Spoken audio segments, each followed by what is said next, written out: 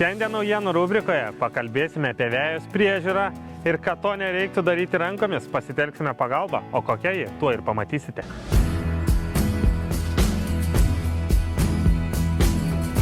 Raigardai, tai atsigauna jau veja, žmonėms jau reikės priežiūros, tai ką reikėtų žinoti apie tai?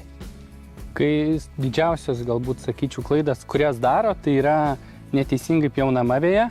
Kad nepakenkti žoliai, tai turėtų būti pjaunama 1/3 žolės aukščio, o kadangi Lietuvoje labai mėgstama pjauti žolę tik tada, kada jau prieš kaimynus gėda, tai ir dažniausiai jau būna žolė užaugusi daug ir rėžia vos ne iki apačios, žolė gauna didelį stresą, po to neteisingai auga, lieka tada plėmai, išdega žolė. Todėl tiesiog čia ir yra ta pagrindinė bėda, su kuria susiduria daug kas. Su dalgys irgi iškapoja, jeigu Taip, pjauna. lygiai taip pat. Taip. Ar užtenka tik vejos robotą turėti? Labai priklauso nuo įvairių modelių, kadangi vėlgi kiekvienas modelis su savom savybėm ne kiekvienam kiemui tinka. Tarkim, tie, kurie turi daugiau visokiausių vidury kiemo gėlynų, dar kokių nors objektų, tai tarkim su vielom apvedinėti viską labai daug darbo ir jeigu kažką planuojama dar papildomai patobulinti, dadėti kažkokį tai gėlyną. Tokiais atvejais tinka su kamerom, su lazeriu ir su GPS, kuris veikia. Tokiems nereikia vielų. Tai čia naujovė tokia, Taip. ne yra? Tai Raigardai, kokiame etape randamės? Taip, tai dabar esame etape dėl žemėlapio braižymo. Tai labai paprastas vyksta žemėlapio braižymas, tai tiesiog kaip per kokį žaidimiuką telefone. Tiesiog paprastas valdymas jo. Šiaip tai labai geras dalykas, jeigu nori savo antrai pusį kažkokią gražią žinutę palikti, tai nubraižiai, išpiešiai ant ilgesnės žolės ir turi, ne? Taip, ir kiekvieną kartą bus parašyta tas pats. Pradėkim gerai dieną, tai ir užsirašai geros dienos ir turim ant pjauti. Būtent. Gerai, tai brėžiam dabar ribas, ar ne?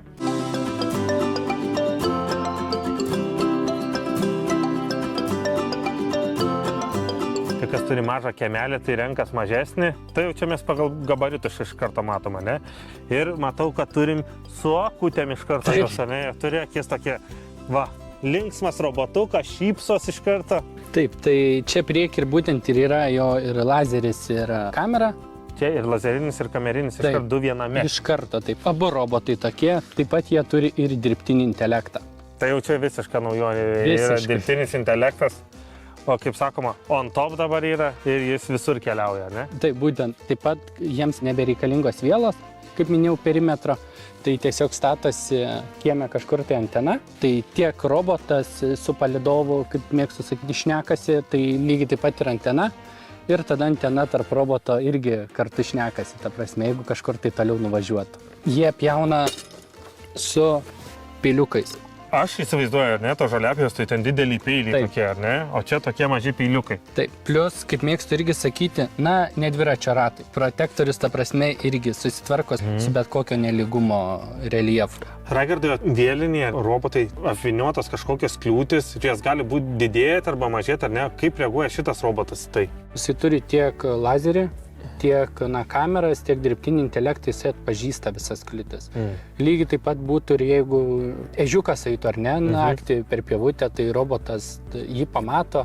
Lygiai taip pat ir visas kliūtis atsiradusias, kurių nebuvo, tarkim, nežinau, vaikai žaidė kamuolys ar ne paliktas, tai jisai jį mato, jis jį apvažiuoja. Tai su Raigardu ir mūsų vejos robotu dabar darysime eksperimentą. Tu sakai, Raigardai, kad jis apvažiuoja bet kokias kliūtis, bet kada atsiradusias, ar ne? Taip.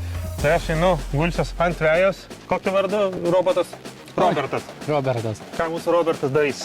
Gulam, Robertai. Prašau.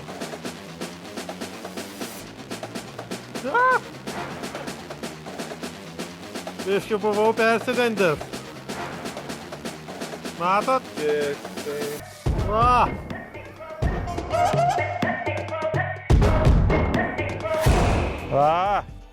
Geras robotukas.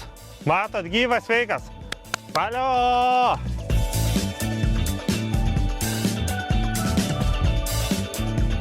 Kokie būtų patarimai žmonėms renkantis vejos robotą? Na tai įsivertinti būtent plotą, kuris bus pjaunamas, kadangi robotai turi kiekį, kurį gali įsiminti, kad dirbtų optimaliai. Sekantis dalykas – reljefas pats kiemo. Nes ne visi robotai gali važiuoti į aukštesnius kalnus, nelygią teritoriją. Na ir aišku, daugiau įsivertintina, ar norite su vėlom, ar, ta prasme, jau šių laikų išmanų, ta prasme, robotą.